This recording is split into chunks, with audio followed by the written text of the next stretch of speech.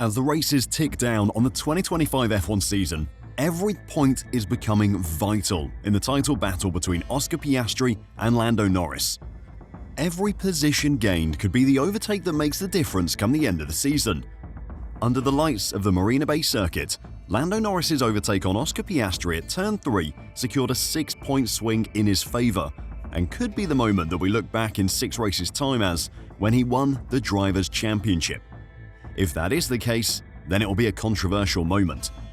All season, Oscar Piastri and Lando Norris have driven to a set of rules, the Papaya rules. But in Singapore, McLaren tore up the rulebook to favour Lando Norris, and Piastri was furious. Today, I'll check out how McLaren changed the shape of the Drivers' Championship and why it could have unleashed Oscar Piastri. So don't go anywhere. McLaren have constantly impressed this season with their handling of their drivers. History says that when teammates become title rivals, all hell breaks loose. However, McLaren have managed to avoid that with their Papaya rules. Both drivers agree to the set of rules by which they race, and that has kept the two friendly and fighting for the team, not themselves. That has worked brilliantly for them most of the season. The team have dominated the Constructors' Championship all season and became 10 times champions in Singapore. In the Drivers' Championship, the racing has been respectful and, honestly, pretty tame. If you ignore the Canadian Grand Prix when Lando Norris dramatically rear-ended Oscar Piastri on the pit straight, ending his own race and almost that of his teammate, the two have driven very politely with each other. In Singapore, that situation changed. When Lando Norris collided with Oscar Piastri while making the pivotal overtake at Turn 3 on the first lap of the race, Papaya rules were broken. Earlier this season, Piastri was asked what Papaya rules actually were, and he answered very simply, "It is literally one rule, which is don't crash into each other." The incident played out like any other Lap 1 incident, to be honest. Norris dived down the inside of Piastri after making a good start from 5th on the grid. Norris was caught out by Verstappen slowing more than he expected in the middle of Turn 3. Norris touched the Red Bull, damaging the McLaren's front wing end plate, and then bounced him into the side of Piastri, whose momentum was checked, allowing Norris to move ahead into 3rd place. If it had been at any other point during the race, the stewards might have gotten involved and Norris would have had to return the position, but with it being Lap 1, a lot more is allowed to slide. While the stewards didn't intervene, Papaya rules state that the two McLaren drivers should never make contact. Norris made contact with his teammate to get an overtake done. So, should Norris have returned the position? Well, Oscar certainly thought so. Piastri said over the radio, "That wasn't very teammate-like, but sure." Shortly afterwards, he added, "Are we cool with Lando just barging me out of the way?"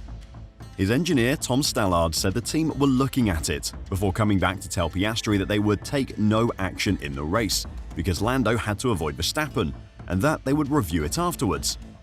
Piastri replied, "Sorry, that's not fair. If he has to avoid Verstappen by crashing into his teammate, that's a pretty shit job of avoiding." Piastri has had to give up a lot this season because of Papaya rules, and it looks like the toll is starting to show. He's normally completely unflappable, as cool as Kimi Raikkonen in an interview, but McLaren's decision to not intervene very clearly pissed him off. In Hungary in August, Piastri was the lead McLaren driver, but Norris was allowed to switch strategies in a move that eventually led to him winning the race. In Italy in September, McLaren ordered Piastri to give 2nd place back to Norris after a slow pit stop for the Briton. Piastri objected to that decision, saying he thought they'd agreed that slow pit stops were to be considered part of racing, and therefore not something that should be corrected, but he did it anyway. Behind the scenes, he was not happy about that situation, and he and the team held talks to resolve it. The situation in Singapore was made worse post-race. When getting out of his car, Zak Brown came onto Piastri's team radio to congratulate him and talk about winning the Constructors' Championship, but Oscar said nothing and removed his steering wheel halfway through Brown's speech, cutting off his team principal. Then, when it came time to celebrate that Constructors' Championship win, there was one very notable absentee from the party. As the McLaren F1 team stormed the podium to celebrate their title, the driver who scored the majority of their points watched the celebrations on the TV from the media pen. McLaren's storming of the podium was agreed upon by McLaren and the broadcasters before the race, so they knew it was going to happen. It wasn't some spur-of-the-moment outpouring of emotion. However, any drivers who don't finish on the podium have to go straight to the media pen after the race to give interviews. That is a rule that comes from the broadcasters as well. Could McLaren have asked for Piastri to join them? Probably, and it surely would have been allowed. But instead, the world got to watch a dejected Piastri watch his team celebrate without him after losing points in the World Drivers' Championship because his team had ruled in favour of his teammate again.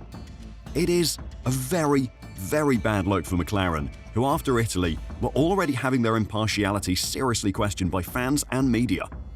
Lando, of course, said he did nothing wrong and that it was just racing, and in his post-race interviews, Oscar was very diplomatic, saying he would have to review the incident, but he will not be happy behind the scenes. Piastri's manager and mentor Mark Webber is all too aware of what can happen when a team starts to favour one driver over the other. He suffered alongside Sebastian Vettel at Red Bull while the team claimed they wouldn't favour one driver over the other, with the infamous multi-2-1 incident being one of the lowlights. Piastri is too much of a professional to take his anger to the media, that isn't how he operates. But behind the scenes, McLaren will have to answer a lot of uncomfortable questions from the Australian and his team. So what happens now? Where does the team go from here? And what does the rest of the season look like? Well, before I talk about that, if you're enjoying the video and want to catch all the news and analysis as the Drivers' Championship comes to a crescendo, then please press the like button and subscribe to F1 Reverse. Thanks a lot. 6 races remain in the 2025 season. 22 points separate Oscar Piastri from Lando Norris. With Verstappen needing 64 points more than Piastri over the remaining races, he is surely now out of the championship battle. It all comes down to who is the better between the McLaren drivers and how the team handles it. The importance of McLaren's internal conversations ahead of the next round in Austin, Texas, cannot be understated. The pressure is going to grow every race and put increasing strain on the team's racing rules, which also have to take into account a growing list of precedents and controversies after the Singapore Grand Prix. If it wasn't for McLaren's Papaya rules and their heavy-handed involvement in their drivers' racing, we wouldn't even be talking about the contact between Oscar and Lando in Singapore. It was just a racing incident. But they created this situation, and now they have to deal with it. While both drivers have acted as model employees so far, there is only so far that will go. They've raced for the team all season, but the Constructors' Championship is now won. This isn't about McLaren anymore. This is about what's best for themselves. Chances to win World Drivers' Championships don't come around very often. Just ask someone like Kimi Raikkonen or Fernando Alonso or Jenson Button, all drivers who won a Drivers' Championship and then had long careers afterwards, not even getting close to a title in many seasons. Being the best driver you can be isn't enough. You have to have the 1,000 staff in the team behind you, working to their maximum potential, and that doesn't happen very often. If the chance for a driver's title is there, you have to seize it. And if you piss off your team in the process, then who cares? You don't think that Mercedes or Ferrari or Red Bull or whoever else comes out on top in the new regulations wouldn't jump at the chance of hiring Piastri or Norris? There would be a rowdy queue of suitors fighting for their signatures. With the team title won, this becomes all about the individual. Piastri and Norris must know that. So what does the rest of the season look like? Well, if either driver is a true racing driver, they won't be giving positions back. They won't be letting their teammates through after a bad pit stop. They won't be holding up opponents to help each other. This will be gloves off. Screw the team. This is about me racing. By ignoring the Papaya rules in Singapore, McLaren have allowed Norris to bend the rules to breaking point and unleashed Piastri. The time to drive for the team is over. The time for war across the garage has begun. Bring on the United States Grand Prix. What did you think of McLaren's handling of their drivers in Singapore? Let me know in the comments down below, and until next time, drive safe and bye for now.